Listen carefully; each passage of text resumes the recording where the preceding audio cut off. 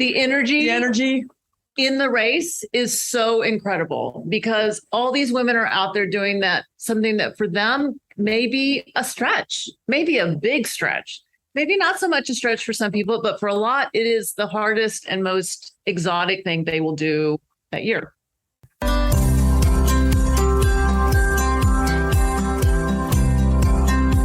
Welcome to the Dark Zone, an Adventure Racing podcast. This is your host, Brian Gatens. In Adventure Racing lingo, a dark zone is a time when, due to darkness or safety, teams are paused on the course before continuing with the race.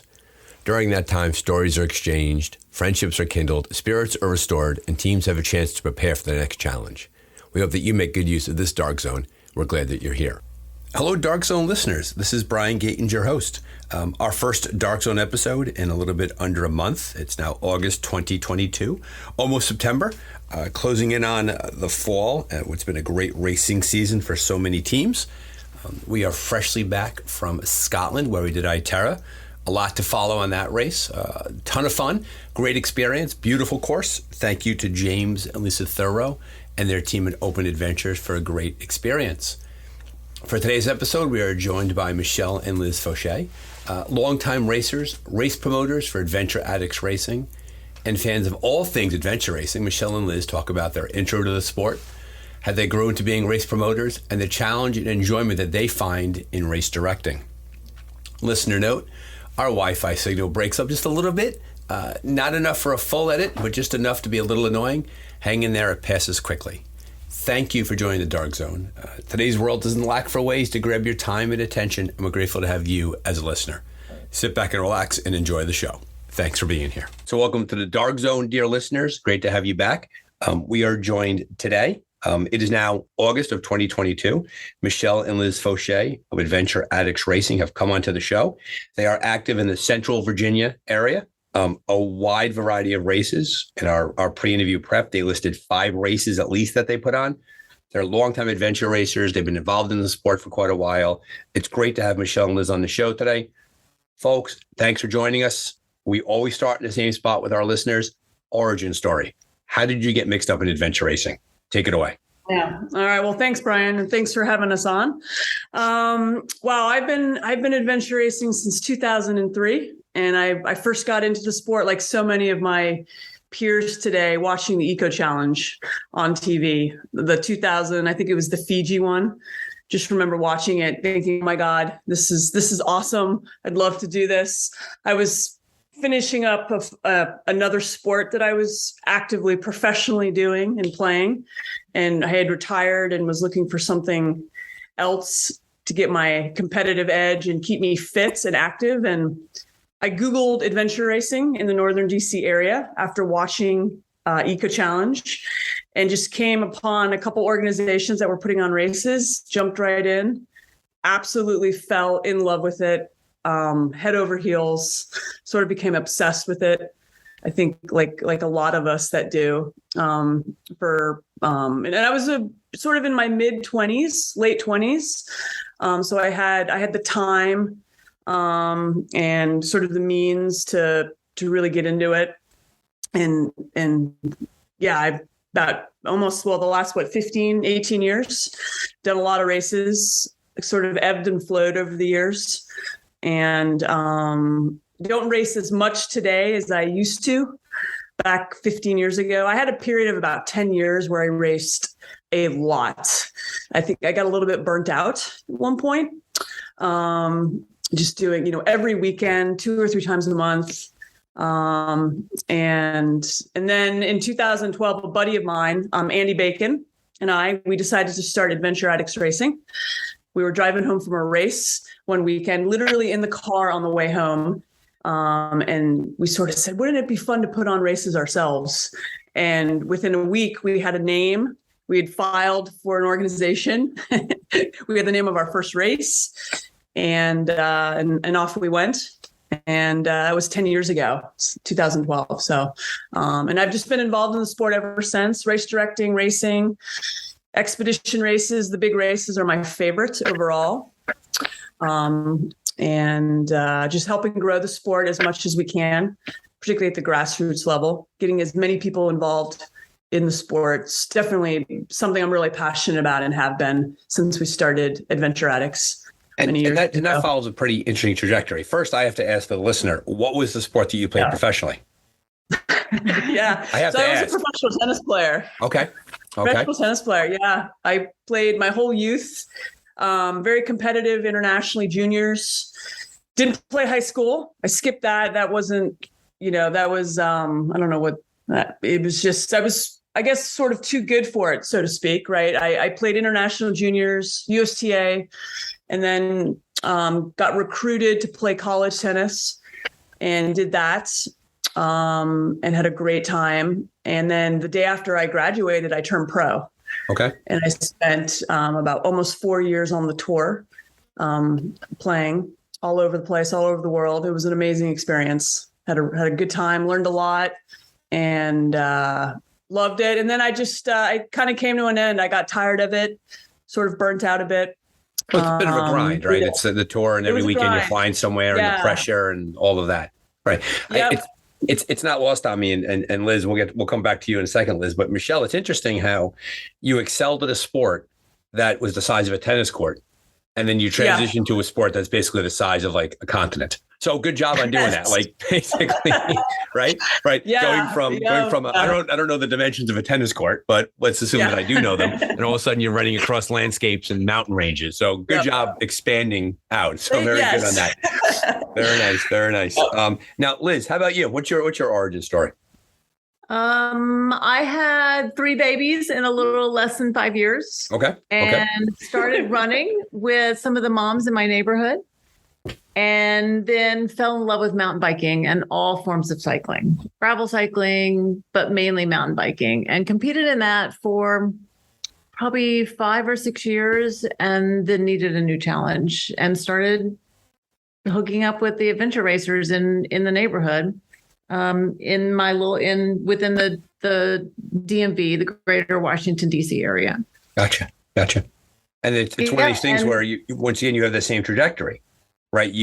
Well, first off, 3 babies in 5 years, adventure racing is easy compared to that. Right. Gaten's family had 3 babies in 2 years. So we could definitely know what you're talking about there. And then the fact that you found like-minded people and it grew from there.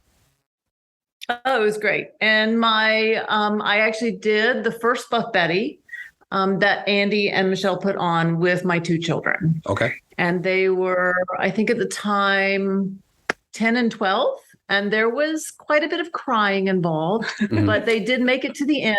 Right. And it is still something to talk about. Gotcha. Now the crying, I'd say, when it comes to the crying, I say, but enough about you. How'd the kids do? But, yeah. The 10-year-old used an essay about that race to get into college. Okay. Very nice. We helped them out that way. I always take a line from Glenn Lewis and his son, Noah. Came to the trilogy put on by Naira, and Glenn was a big fan of the fact of putting Skittles on the course for Noah to go and discover and find. That was That's awesome. So for the young parent out there who wants to get their children out there, it's not beyond candy and Skittles and the occasional crying to get on the course. And very nice that they used that college essay. So very nice, excellent, good. Absolutely. Now, and so obviously the 2 of you jumped into adventure racing with both feet, and Michelle, you referenced this, and Liz, I'll extend it to you a little bit also. Adventure racing as a hobby gets to be a pretty intense sport, right? We're lucky that we have a lot of choice, a lot of places to go race. Racing is very time intensive, gear intensive. It's an intensive sport. So it's not uncommon for people to dive right into it with 2 feet and kind of buzzsaw through races and then struggle on it. They get a little bit of a burnout going there. Did the burnout come? Did Adventure Addicts as an organization come as a response to that burnout, or were you just looking for a new challenge? I think it might have actually. Yeah, I definitely took a step back from racing. I actually took at 1 year, I think it was in 2011, I took an entire year off from racing and worked for Odyssey Adventure Racing. And this was before we started Adventure Addicts. And I didn't do a single race that entire year, I remember. But I was obviously working on a lot of races with them. And so that was a really good break. And I think sort of without thinking about it, it definitely was a good transition between racing a lot and then starting AAR. Yeah. And then once I started it, started putting on a lot of races, you realize how much you miss racing. Right. So you get right back into it. You know, it's just that balance. And now it's just a balance between our time and everything else in our lives. So well, that's we have what a it boils farm down now. to. So I'm sorry, let's say that again. yep. we have a farm now. Yeah. So that's another bit of a time suck. Yeah. It's pretty much equal in time suck to adventure racing. Gotcha. But that's on the Farm Zone podcast. We'll bring you on when we do the Farm Zone podcast. You can tell us all about that. Let's begin with the personal racing. You mentioned that you've done big races. When you think about the big races that you've done, what really jumps out at you from a memory perspective? So I did my longest race. I did PQ in 2008 in Montana. Okay. And that was like the third year I'd been racing, or fourth year. And we really had no business being there. Okay. It was a 10-day race. And we spent 9 months training for it. Back then it was the big race. You know, the Eco Challenge was gone. There really was no ARWS, that whole organization, and that really didn't exist yet. And so that was the big one, and it was on our bucket list, and we did it, and it was an incredible experience. It definitely changed. I think it changed my life. Gave me a new perspective. It took us 9.5 days. And I had never been out west. I'd never been in the mountains that big before. With the trekking and being in the snow and, you know, paddling these just epic rivers at flood level, thinking you were going to die. Right. It was amazing. And I remember coming home, and I was gone for almost a month. And I remember thinking that was, wow, that's it. Yeah, that's a really big bite, right? I mean, because Primal Quest, and one thing I'm doing with the podcast, I'm definitely going to bring on some people. When you break adventure racing down into a series of time, there was definitely that post-Eco Challenge. Primal Quest was a very big bridge race where the sport kind of bumped along for a few years. And now we're seeing bigger races now. ARWS series is huge. And, Ecuador just happened. There's a race in Scotland next week. We've had Oregon, we've had Canada, we've had Endless Mountains.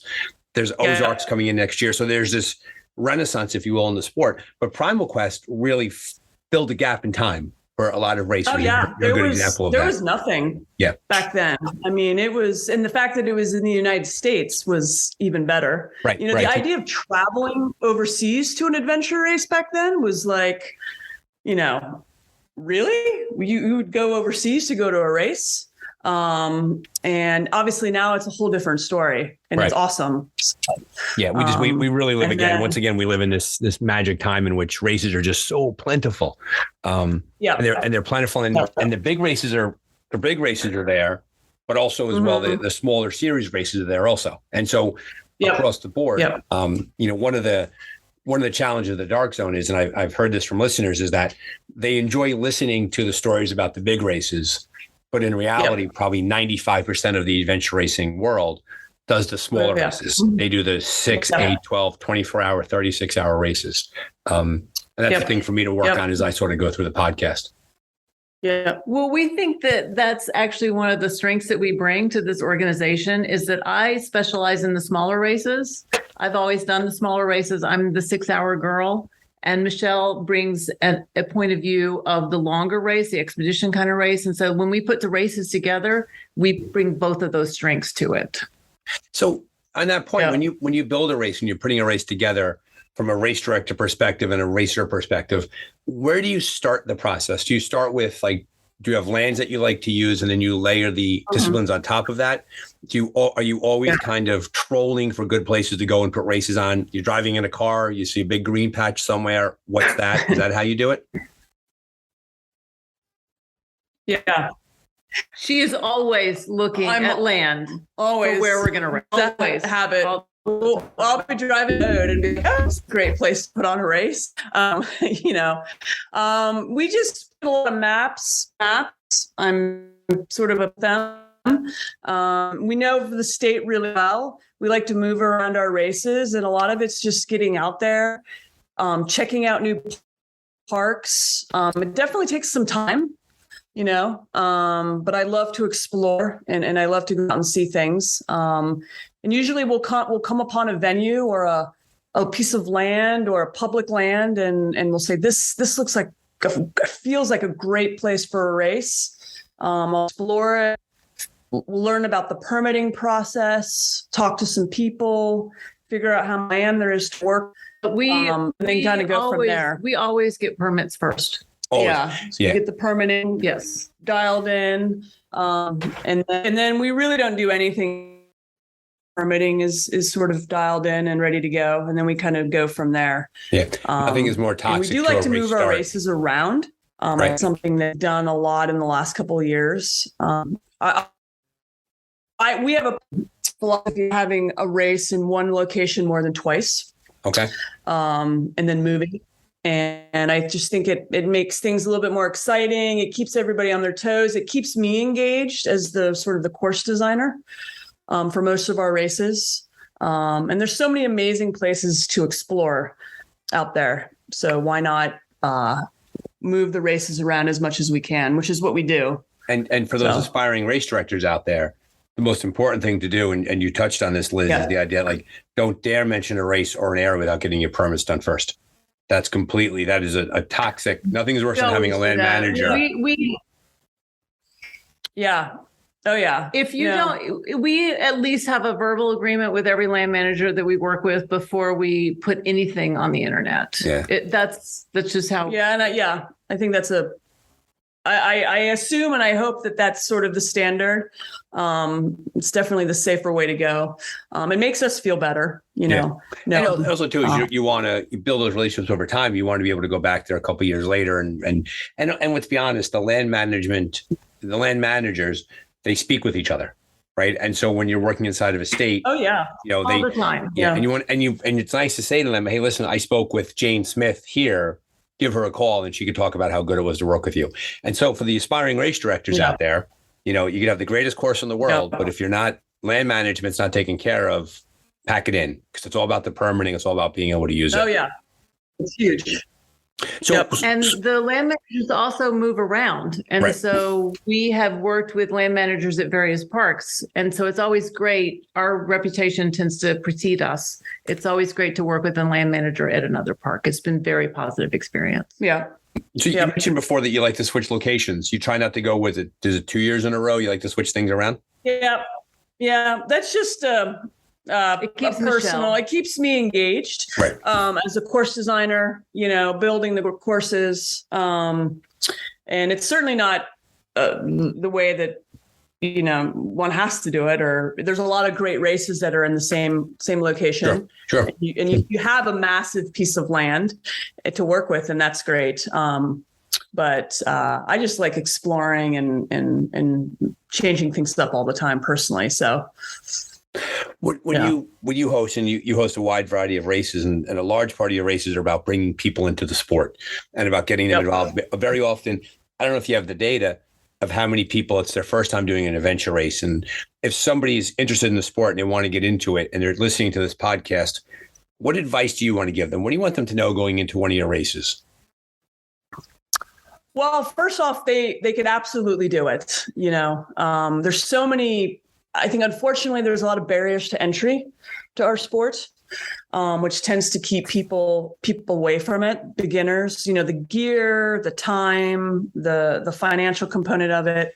And I would say just sign up for a race. As long as you enjoy being outside, number one, right? Got to enjoy being in the woods. You're going to get dirty. You're going to get some spider webs on you. As long as you have a good attitude, you've done a little bit of research, you understand, you're going to get a map, you're going to get a course, you have to move through it. You're going to have a teammate or teammates more than likely. And you understand the basic sort of disciplines of the sport. I would say just go for it. What's the worst that's going to happen? You're finished. You'll get to the finish line. It's going to be hard. It's going to be challenging. It's not easy. If it was easy, everybody would be doing it. Right. But just you're going to learn along the way. You're going to make a lot of mistakes, and you're probably going to meet some people at that race, after the race at the finish line. And you're going to have stories, you're going to talk, you're going to find out that it's their first race and they didn't know what they were doing. And then the next thing you're going to go to another race and you're going to see them again. And then it's just going to open up this really amazing community of people. So I wouldn't be, you're going to be scared. You're going to be nervous doing your first race, but just make sure you've done your homework as much as you can. Ask the race director questions, email them. There's so many resources today, the Adventure Racing discussion group, the USARA and all of the stuff that they've done. There's so much stuff out there to read and absorb and take in. There's a lot of information. I think back to when I started, God, there was none of this. We didn't have anything. We barely had really figure it on your own back then. Yeah. Well, 2003 in adventure racing years is like 150 years ago. Yeah. Right. It's like 19 years ago. I mean, I was laughing that you said that you went on Google. 2003 Google was like, it was like, it was like carrier pigeon. You were basically talking to Sergey Brin on your own. He was sitting at the computer answering your question in 2003. Yeah. Right. And so it's one of these things where the sport has grown over time, and I think you're spot on. I think you really summed it up, and you can't wait until you're ready. If you wait until you're ready, you're never going to go. Yeah. And I would say the other big thing is finding teammates, finding people that really enjoy doing it with you. You could certainly take it on solo, and I think a lot of people do when they get started, just because they don't know anybody. But it's obviously so much more fun when you have a team with you than doing it by yourself. And sometimes that takes time to find people and find people that you fit with and that you gel with. So don't be afraid to reach out. There's so many, like I said, there's so many opportunities out there to touch base with other people and get into the sport. It really does give you a chance. And Liz, let me kick it over to you there for a second now. As someone who races those shorter races, which tend to be a bit more speed intensive, how do you find the teammate dynamic? Less time means you have to get across the course a lot quicker. Do you find that it's tougher with teammates on those shorter races, or do you find that the longer races are where it's challenging? I tended to race solo quite a bit because the kids dictated a certain schedule. And so I did a lot of training with a group, which is where I met Michelle and a lot of the people that she races with and that I raced with. But for the most part, I was racing a lot of solo just because of the schedule. So in terms of the solo racing, and we're going to have Jesse Spangler come on after solo national championships. We already have him slated to come on. Yeah. So, Jesse Spangler, who I think, by the way, he's like the Terminator T-1000, like God bless Jesse. And yeah, he's amazing. He's going to pull back his face and he's going to be a cyborg. With all due respect to Jesse Spangler out there. I think that for what would your recommendation be, having raced solo and having raced with a team? If someone wants to get into the sport, is it worth their while? I could see a newer racer who doesn't know people go into the races as a solo because they only want to be beholden to herself or himself, right? They don't want to slow a team down. They don't want to cause that challenge. What's your personal opinion on that? Like, do you recommend a solo start? Do you recommend a team start? Like, and it may not be a perfect answer, but what do you think works out best for the beginner racer? The solo's hard. I personally think a team. I think should be, or hopefully, the way to go. You're going to have a lot more fun. And teamwork it's such a huge component of the sport. It's what the fourth or fifth element that makes it so different than other endurance sports. And, if you really get into the sport and fall in love with it and build your skills and your fitness and your nav, eventually you're going to need to be on a team, to do the races, the bigger races. And so I think if you can do that early on and just really find out how much fun it is and how much easier it is racing on a team, I think that's the way to go. Personally, I actually 2 years ago, during COVID, I made the decision. There weren't a lot of races going on at the time, but I decided to race solo for an entire year. by myself. All the races I did. And I did it to challenge myself and work on my navigation, to become a better navigator, to force myself to navigate better. And I also did it to force myself to manage myself better and manage my time and my gear better and just get better and better at it. And it worked. It was a great experience. My nav improved, but this came off of, racing for an extremely long period of time. Right. And having a lot of prior experience. So I had the confidence, I think, to know that I could do a 24-hour race. I did I did the C2C solo, that expedition solo. And that was an experience. That was wild, just being out there that long for 3 days. So I sort of took the opposite, right? The other approach backwards, but it was very valuable.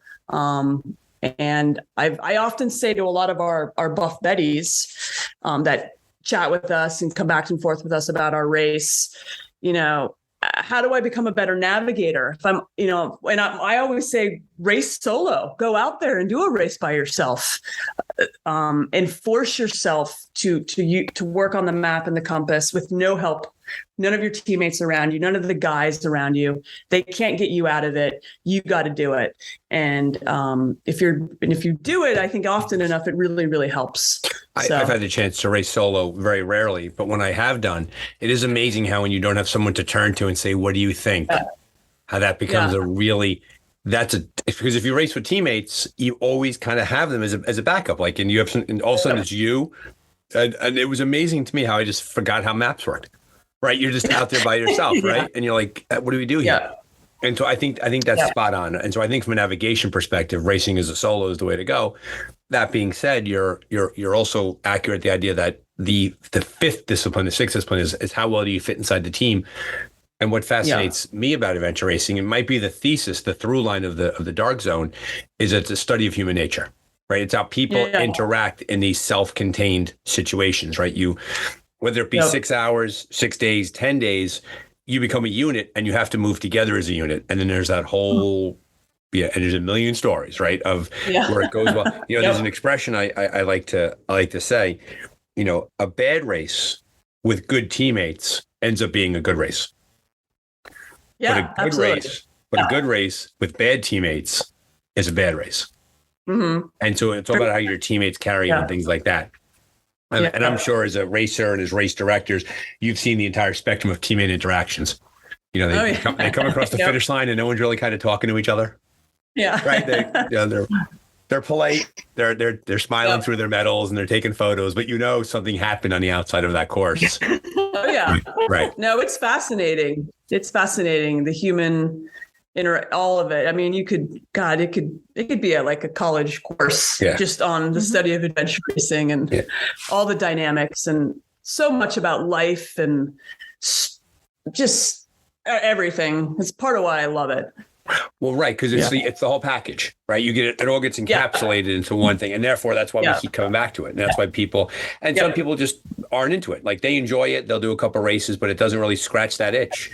But there's the people we talk to on the podcast. It continues to be there, and there are phases of burnout, right? Where you do you step away from the sport, you come back to it, and then there's that third level where you take your adventure racing skills and you become more of an adventurer. Like I know 4 adventure racers right now that are going out to Mount Olympus, and they're going to climb Mount Olympus out west, and they're basically doing an adventure race stage on their own using all their skills. There's just no flags in the woods. Exactly. That's not what they're chasing around. Yeah, it gives you a lot of options and flexibility, and I think the skill just to go out and do other stuff on your own, right? Because you know that you're able to do it. Right. It definitely builds a lot of that base. I think, at least for me personally. Yeah. And I think diving into an experience such as adventure race, I think that on the other side of it, I think a lot of questions are answered for people in regards to personal capacity and what they're capable of and what they can or can't do, and things that they would never know otherwise. I mean, I also say too, how adventure racing has ruined me for other endurance sports where they actually tell you where to go. Like running a marathon now is like, oh, okay. Like, oh, I'll make a left at that. Exactly. Okay, great. Thanks, guys. I'll see you in 26 miles. Where, Well, I kind of joke that adventure racers are just a bunch of bored triathletes. right, which is a massively accurate statement. That might be the most, the most wise thing said tonight on the podcast. So tell me about your races. I know you have the Buff Betty, the Chill, Adrenaline Rush, Race the Ridge, and Break the Habit. So there's a whole bunch of races going on. What has already taken place this year? So this year we just did the Adrenaline Rush, which was our first race. We had it back in March, and we did a 24-hour version of it this year. It was the 10th anniversary, which was great. It was our 10th anniversary. It was the first time that race was that long. And it was great. We took a gamble on the weather and it worked. We had a great day, great course. We were really happy with everything down in Southern Virginia. And over the summer, we kind of tend to take a lot of the summers off just because of our personal schedules. But we have the Buff Betty coming up on September 24th. And that'll be down in Southwest Virginia at an amazing state park. And this year, just based on the growth and the reception we got last year and all the great things happening in the sport, we've decided to have a 6-hour race as well as a 12-hour that we've added this year for the first time, which we're excited about. You've seen with your experience in the sport, talk a bit about the growth over time in terms of your own races as well as the other races that you've seen. Upward trajectory with racers, more people involved. Oh yeah, definitely. I mean, we definitely saw it with COVID, I think, and coming out of Eco Challenge. For the first time we had races. In fact, almost all of the races that we've had to cap. We've had to put a cap on the number of people we've allowed in. And often that's dictated by permitting for us, right, as well as just the ability to get boats and things like that. And also the racer enjoyment. We want to make sure that we don't have too many people that just completely overwhelm the course. Well, this is my obligatory Grant Killian statement. I work one into every podcast. And when Grant did Untamed New England back in 2018, he talked a lot about how there's only so many teams you can put on a single course and have the course remain the way that it is, right? So if you go over X amount of teams, it basically becomes people are chasing each other through the woods, right? So there's a cap that you have to give. Yeah. And that's where we're not triathlon. It's also just logistics, logistically it's harder, safety wise, right?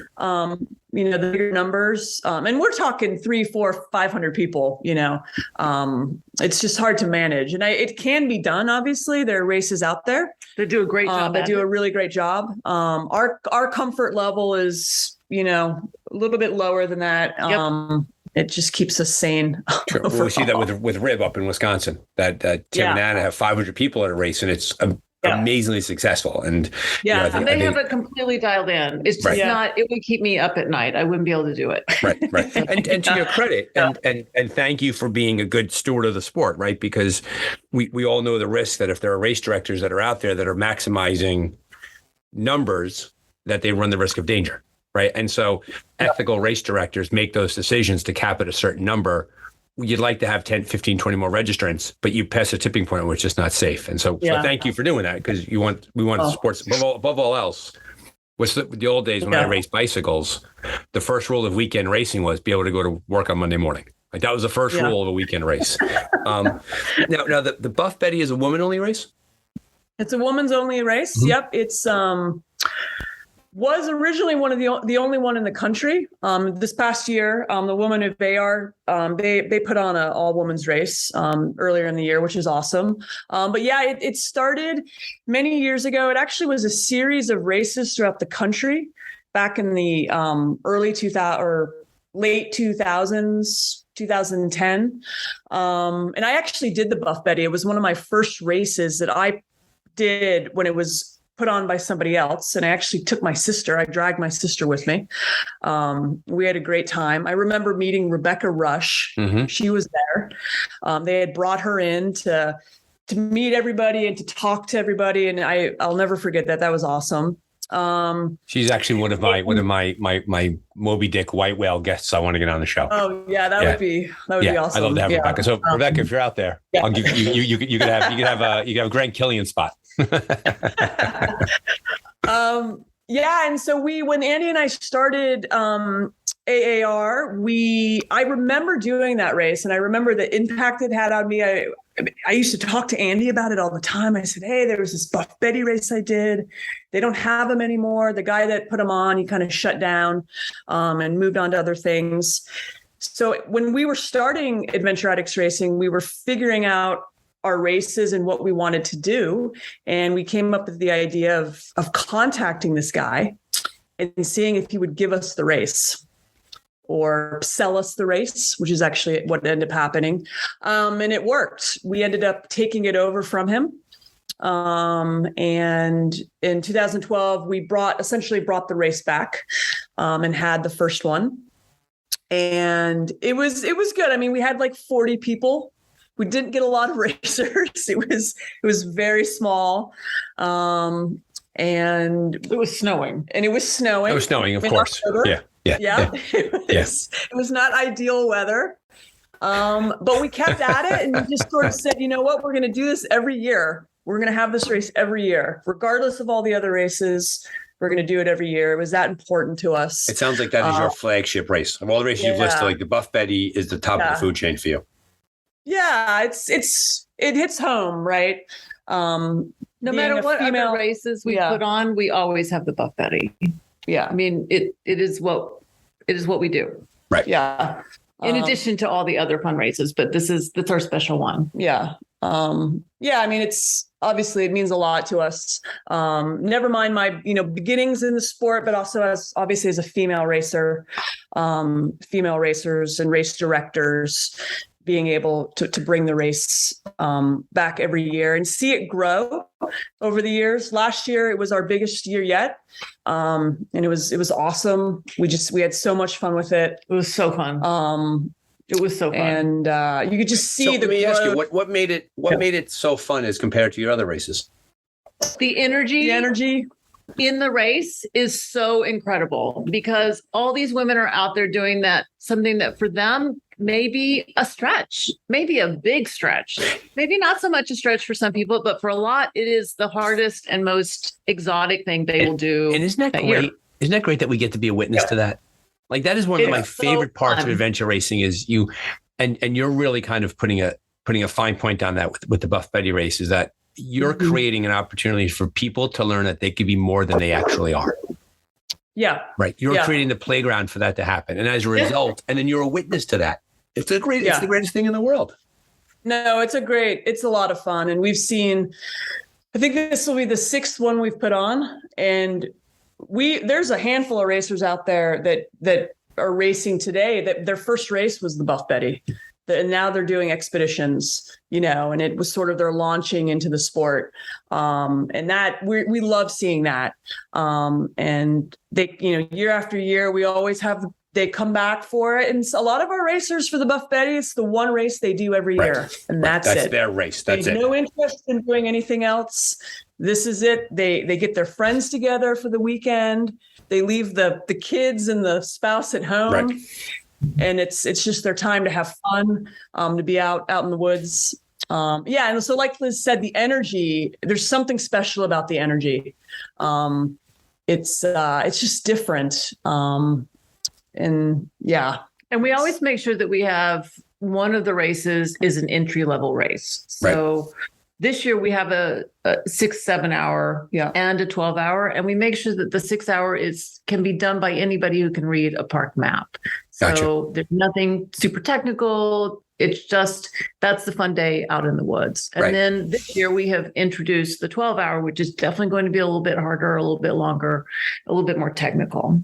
Do you do any sort of pre-race Zoom calls, mentorships? Do you connect newer racers with older racers? Do you send out how do you want your racer to have a good experience, right? And you want people to, and even if they don't come back, because not everyone comes back, but at least you want them to enjoy the experience for what it was, have a good time, and decide that this isn't necessarily my thing, but I leave with no ill will towards the race, right? What do you find as a race director? We have always done for the Buff Betty either a workshop.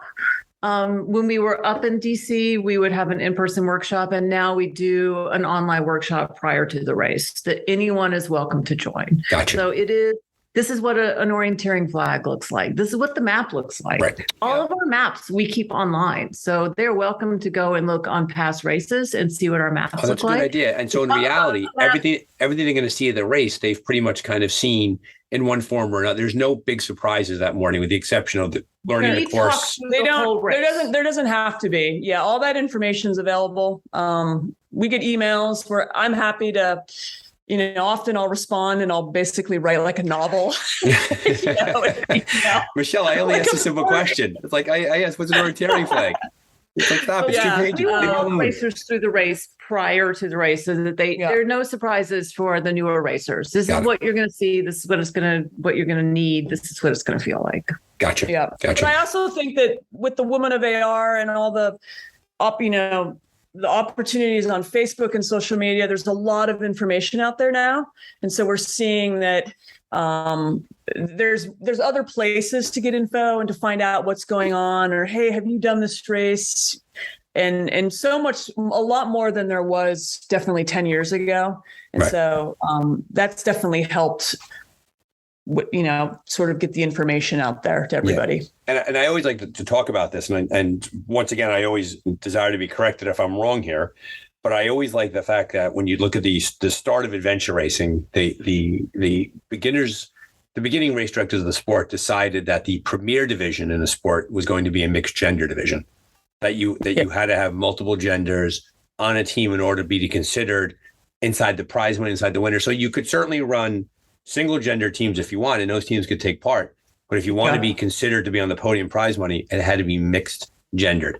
And I think that looking back, that was an incredibly the rock in the pond of that decision X amount of years later. I think we're sitting here today looking at the result of that, right? Because if it was a single gender sport at that time, and let's be honest, it would have been a male dominated sport. But that's I think it would look very different today, too. Right. If it was only male from the very beginning. Yeah. So I always talk about how I want to get people on the show, and if you're out there, feel free to contact me, who were there at the very beginning, at the raid in the beginning, and were at those early eco challenges, and I want them to tell me those stories about what the early. Look, first of all, the videos are fantastic. I mean, Eco Challenge Morocco. Oh my goodness gracious! Those people with the camels, and then trying to get the boat, and the Japanese team loses their maps, and of course the team from New York City, my birthplace, they get knocked out first after bragging about how well they're going to do. Like, take that, New Yorkers! Like the whole package. It's enthralling stuff to watch. So I'd love to talk to somebody who really knows the deep parts of the sport about that, because the mixed gender component was genius in the long run, because that's why we're sitting here today. Yeah, absolutely. Definitely. So what do you see from as two people who've been deeply involved in the sport for a lot of years, and your race directors and your racers, and recognizing the fact that the Women of AR and growth of female participation in the sport is growing over time, what trends are you seeing in the sport that might strike you as being good for the sport or bad for the sport? Like, where do you kind of see us trending as a sport, as a group of people who are into this? What do you think? Well, obviously there's, a lot more diversity now, which is fantastic, across the board. And I think that's only going to grow and get better. I think the overall communication, and the information about a lot of races via websites, social media, Facebook, I think is really great, across the board. You can get lots of information about all the different races from the past and really make some good decisions on what you want to do and what you don't want to do. I think the live tracking has been great, personally. We've used Mark and Adventure Enablers now for every race that we've put on in the last 2 years. And it's been awesome, even the shorter races. And we're going to have live tracking even for the 12-hour Buff Betty this year. We're going to do live tracking. Oh, that's great. That's great. As a safety officer, it makes me feel so much better to have eyes on these races. Right. That's especially all there is to it. If those are the newer racers too, right? You want them to, Yeah, and we did live overnight. We did live tracking last year for our 8-hour Buff Betty. and they loved it. And it was like, well, why not what makes this different than any other race? Why not have the live tracking for the 8-hour Buff Betty? It's just as special and it's just as important as every other race out there. Right. And that's kind of how we see it. And that was great. So I think live tracking has been awesome from a safety standpoint. From a publicity, just growing the sport across the board. Interactivity, very important. Interactivity. Yeah. I know the Nationals this year out in California, we just had Yishai Horowitz on. Live tracking, obviously, for Nationals, 30-hour race. But alongside that, they'll have live tracking and live commentary. And I think that was Endless Mountain saw that, Rootstock Racing Endless Mountains. We saw that in Oregon. We saw that in Canada. That there appears to be this growing trend. And I think the technology is really catching up to the sport, or maybe even the other way around, is that you could now literally, there are people that will sit and watch a live tracker and then will they'll synthesize it for the general public that's out there and talk about it while it's going on. I agree. I think and so, yes, as chief safety officer, let's bring everybody home safe and sound, but how great for people to go to work on Monday morning and then see their GPS track. And who doesn't love looking at a track and being like, oh, that was where we went wrong. That's where it was. And there's that post-race analysis that takes place. Yeah. And then you can also watch yourself wander around in circles. And get like that close. Like directly in the middle of where you go around in circles. Yeah. We just had that in the main summer adventure race, checkpoint 39, where nobody went all the way around the lake.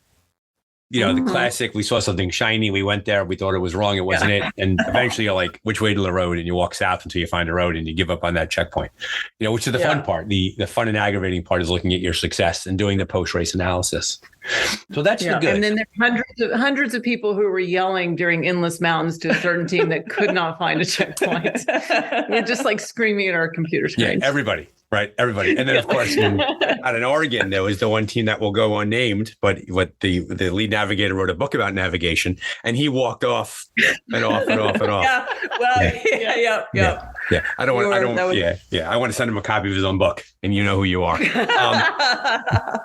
And so, we'll take sleep deprivation for that one, I think. Well, that's what that is. Well, that's what you see. And you really see how when you get deep into a race and you see with a 24-hour race and 36-hour race that eventually it catches up and teams just make those wild decisions.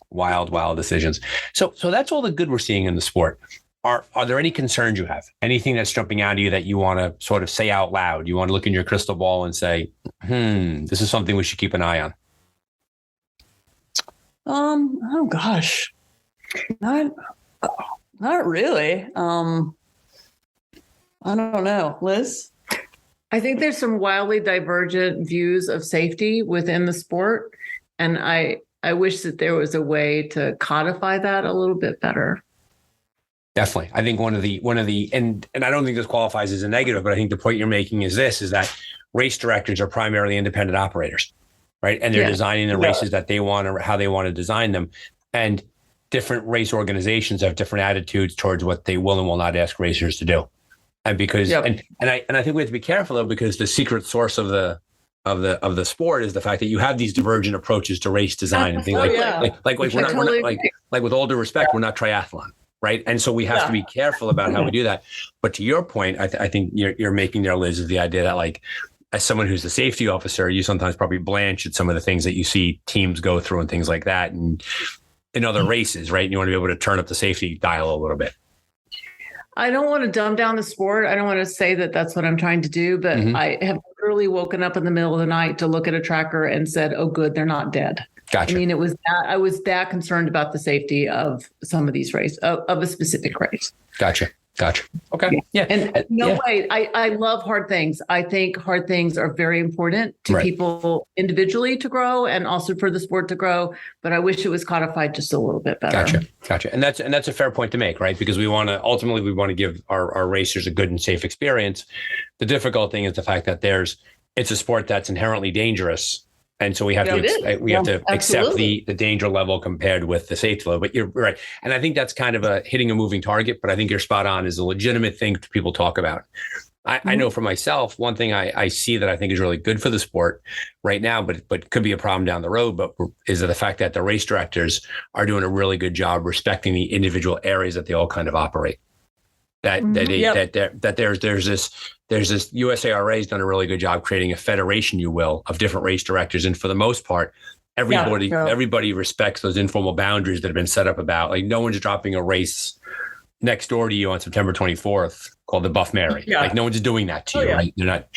Yeah. That's a good thing too.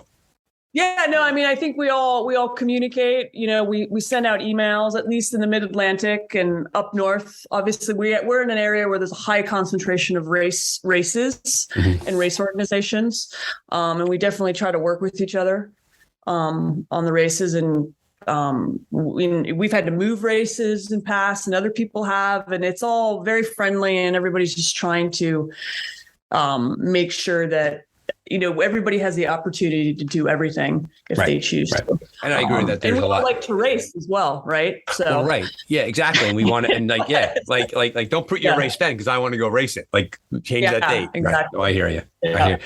So as the two of you look down the road a little bit about your own racing, clearly Adventure Addicts Racing, AAR, really good spot, right? 5 successful races, Buff Betty doing well, sports growing, your numbers are strong. What do you want to do personally? I know that you're farmers now. Congratulations on that. What races do you have? No, yourself you're going to get to?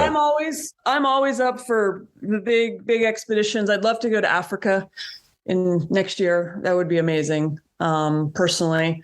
And just like to travel a little bit more for some big races. Keep working on my navigation. In the last couple of years, I've gotten into a lot of trail running. Okay. So I've done quite a few ultras, ultra trail running, and there's a race in December that I'm eyeing that's very challenging and difficult. You actually have to get picked to get into it. Okay. So I might throw my hat in there for a trail running race and see if I get selected. So that would be kind of a fun challenge for me. But I'm always up for race, and I'm doing the Eastern Mountain Adirondack Challenge in a couple of weeks. Oh, Eric, the Eastern Mountain Wilderness Challenge. Yeah, Wilderness Challenge. Right, which is for the listeners out there, that is a 30-hour, 5 checkpoint. So 5 checkpoints in 30 hours in the Adirondacks, which are up in New York State, which is a wilderness park that is the size of Massachusetts. People don't realize how big it is. And you're doing the inaugural one. Very nice. Are you solo or team? I'm doing it on a 3-person team. Okay. Who are you racing with? Who's your team? I'm racing with my buddy Paul Morris, who did the Endless Mountains with me. Okay. And then another friend of ours, his neighbor, who has never done an adventure race before, but he's an incredible paddler. Okay. Great paddling background. He does a lot of pack rafting. He's a bit of an outdoorsman. So he should fit right in. He'll be fine there. He's going to have a great time. Yeah, that's going to be a great race. Yeah. Eric is doing a really nice job with that. That's going to be a lot of fun. And speaking of permitting, credit to Eric for getting the Adirondacks to permit him, because that's a tough place to get permits. I would imagine it would be challenging. Yeah. Wonderful. And the good news is so Liz, the good news is that tracking is not really, you'll be able to track along the way, put it that way. So there'll be 3:00 in the morning checking the computer to see where they are. Yeah. And anybody out there who's listening, I've been up to that part. I've been on parts of that course. It is absolutely beautiful. You're gonna have a great time. Yeah. Fantastic. Well, I like the idea that it's very different than anything else out there. That's really appealing to me. I think it's very creative. And I haven't been up there, but from what my buddy Paul spent a lot of time there that's racing with me. And I know it just seems like an incredible venue for that specific type of event. Yes. And just pure wilderness and just a little bit different. I think we're going to go into it more as an adventure versus a race, more so than other races that we've done.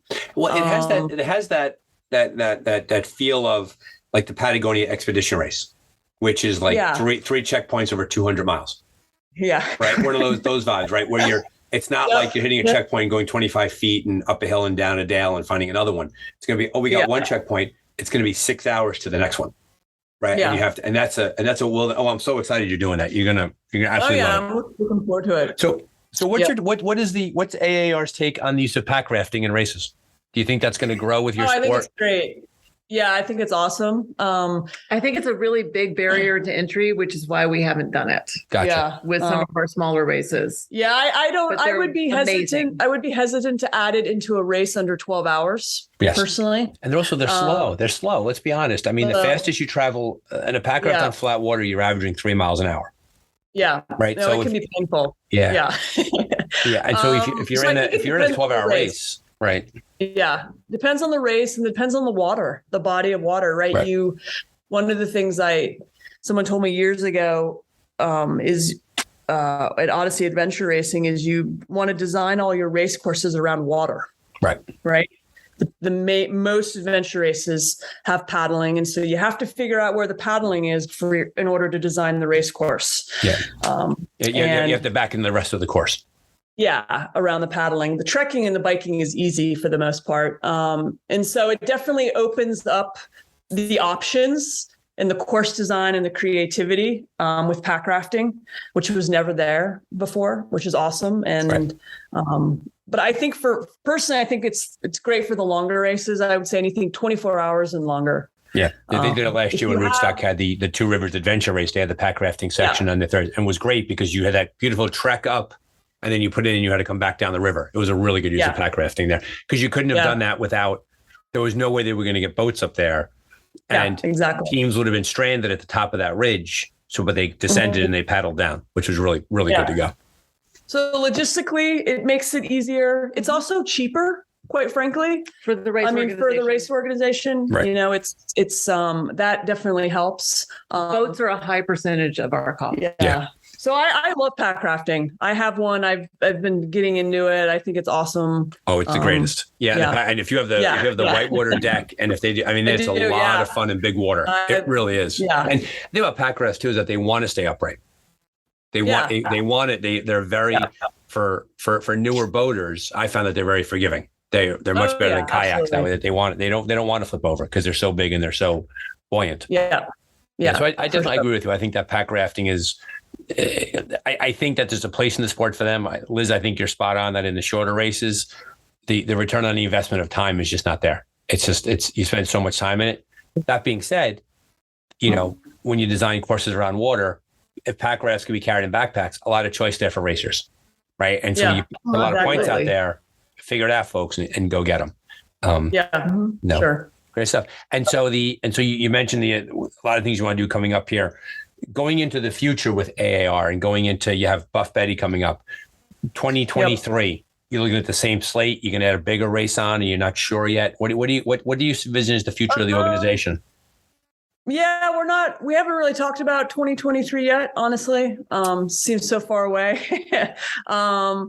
We'll probably keep some of the existing races. I don't think we'll be adding any races. I don't think we're going to really venture off into anything over 24 hours. We've thought about it in the past, doing some bigger events. But I think we'll stick with the shorter guys. And we tend to rotate through our roster of races. We did 1 year, we did 6 races in 1 year, and it was way too much. Yeah, that's a lot. That's a lot. Yeah. The sweet spot for us is 2 to 3 races a year. Yeah. So we might bring the adrenaline rush back again, a 24-hour in the late winter, early spring. We'll see. And maybe throw another one in. With your race to chill, with the idea of having obviously it's a winter race, right? Yeah. Do you find that's do you enjoy that race because people are coming off a winter where they're stuck in their homes and they want to get out? It's a good thing to do. Like do you find, is that a natural? I enjoy it because I get to work on the course in the winter when there's no snakes and no spider webs. Of course. A dream. What more do you want? I love being outside in the cold, actually, in the winter. It's like my favorite time of year in the woods. But yeah, that race is great. People really enjoy it because, like you said, it's early season. Nothing's happening. It's not designed around water, so we have a little bit more of a leeway to where we can put it. Gotcha. Yeah, we can be a little bit more creative with it because we don't have to deal with the paddling. Gotcha. but yeah, people definitely early season off the couch. Like, let's just see how I'm doing, how my fitness is. I think that was one of the first races to come back post-COVID, right? I think it was February of 21 you had it, right? Yeah. Yeah. It was still COVID. It was still COVID. It was still COVID, but it was, yeah. Yeah. It was double the workload to have a race put on during COVID. I remember that. Everything had to be done. It was twice as much work. Yeah. It was worth it because it was so great to see everybody again. Well, I made it down for that. I mean, it was like, it felt like a family reunion. So we'd been stuck in our homes for the better part of a year, and it was a huge reunion. And that was the absurd, the travel was that we couldn't leave the tri-state area. So we had like leave Pennsylvania, live in Jersey, Pennsylvania, drive in to do the race and drive back. We couldn't be I remember that. Yeah. Couldn't be out of the tri-state area. We had to be home in like 24 hours. Yeah, we had to go. Yeah, we couldn't get lost on the course. Well, listen, you two have been an absolute pleasure. I thank you for all you do for the race. Yeah. On behalf of women racers that want to get into the sport, Buff Betty, I know, has a special place in many people's hearts is coming out there, and you do a great service to the sport. Before I let you go, anything else you want to say about adventure racing? Anything you want to close on? No, just give it a shot. It'll change your life. It's the greatest. It's the greatest thing out there. It's the best sport in the world. Get your kids into it. It'll change their lives. Tells you everything about yourself. It's just it's just amazing.